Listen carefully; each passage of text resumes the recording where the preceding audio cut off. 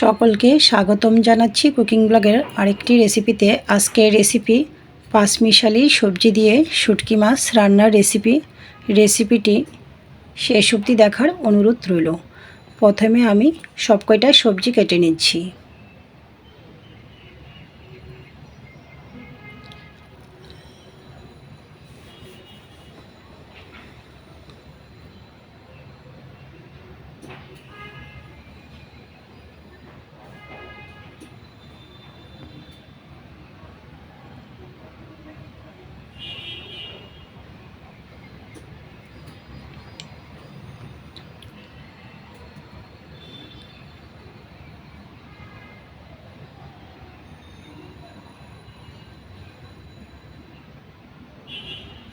সবজিগুলা কাটা হয়ে গিয়েছে, ধুয়ে নিয়েছি।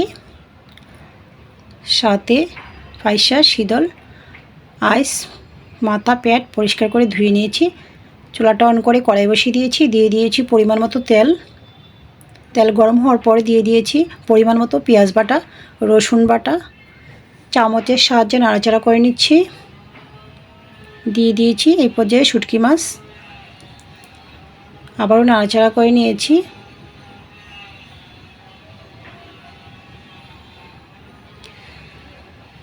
পেঁয়াজ রসুনটা ভাজি হওয়ার পর দিয়ে দিয়েছি সামান্য পরিমাণে ঝোল। মশলায় দিয়েছি পরিমাণ মতো হলুদ গুঁড়া, লঙ্কার গুঁড়া, ধনিয়ার গুঁড়া, স্বাদ মতো লবণ।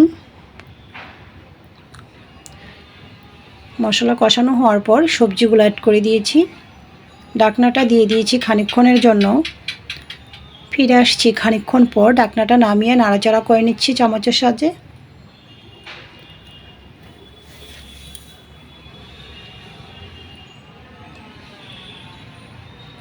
আবারও ঢাকনাটা দিয়ে দিয়েছি।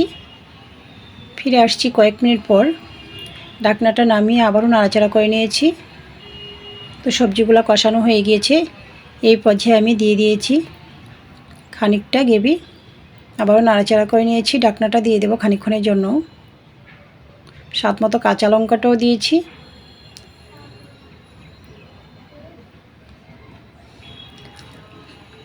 খানিকক্ষণ পর ঢাকনাটা নামিয়ে আবারও নাড়াচাড়া করে নিচ্ছি।